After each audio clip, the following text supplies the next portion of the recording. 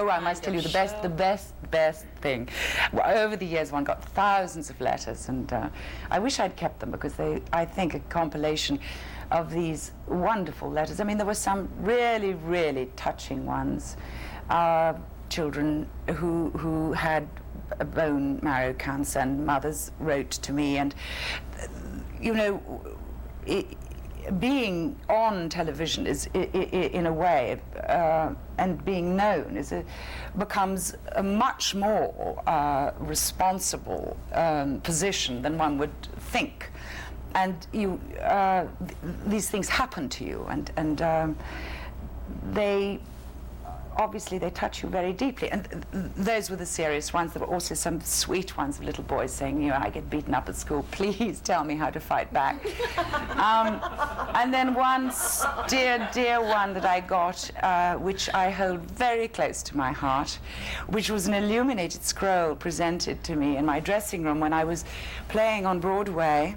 And it was signed, hundreds of names, by this club just outside New York.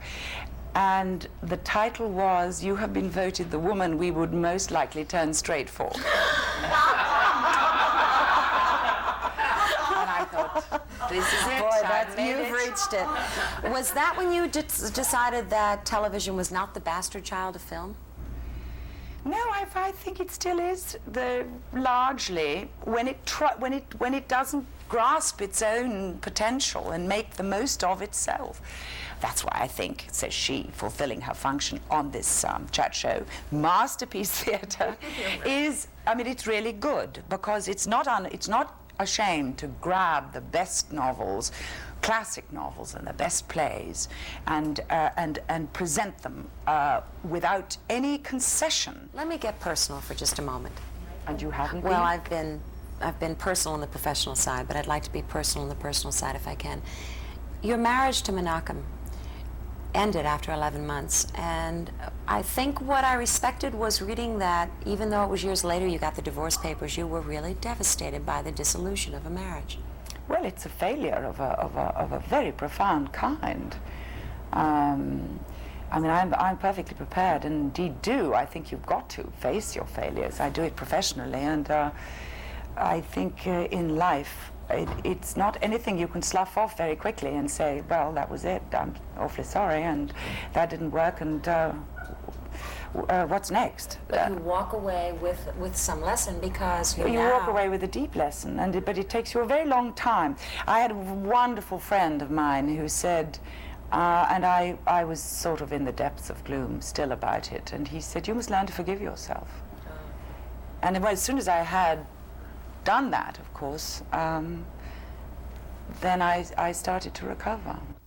Archie Stirling is your husband now, and there's a lot that went on in that relationship, and there's a product of that relationship. I mean, you're very proud of your daughter, Rachael.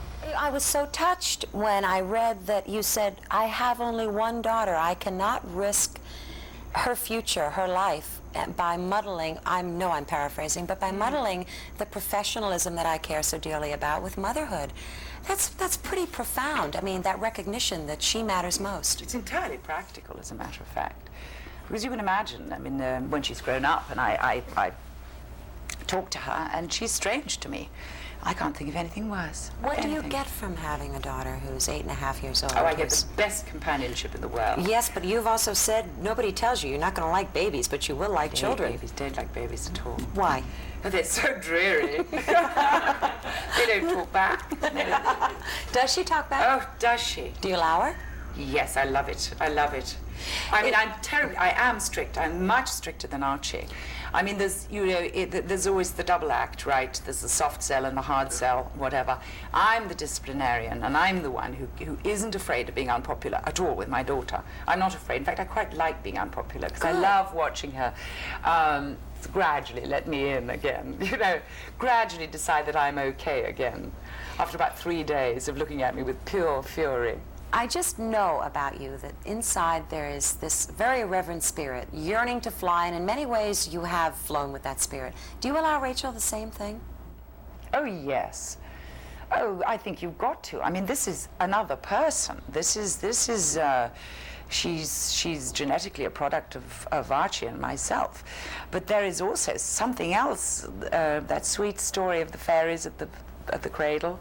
There have been lots of fairies at her cradle, and lots of things have been given her which have nothing to do with Archie and I, which are entirely hers. And I would very much like, as a mother, to have the wisdom to allow those to develop. You elected not to marry Archie for the first 4 years of Rachel's life. And when you were delivering Rachel, you went off quietly under your grandmother's name to have her. And you've said you hated the subterfuge that went around all of that.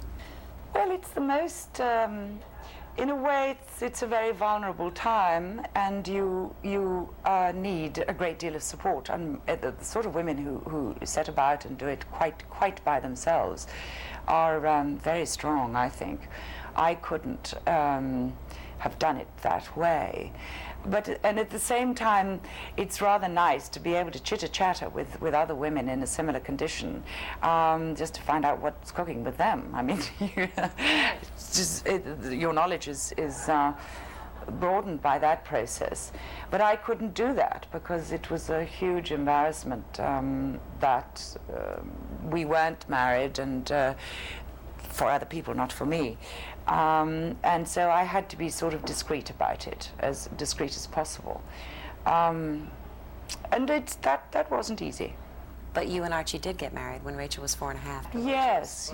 My daughter was so sweet because we were in New York when we got married, and we sort of decided we'd tell her that we were going to get married. And it was the year Prince Charles and Lady Diana got married, and she'd watched it on television. And so she said, "Mummy, where is this big place you're going to get married? And who is going to carry your train?" So then I had to tell her it was New York City Hall. You said that it's deepened the relationship in marrying Archie, and that you make professional decisions together. There's a lot that you've gained. He always encourages me to work, always. But there was depth you found in being married. I think there is. I gather that marriage is in nowadays. I'm so pleased to be fashionable.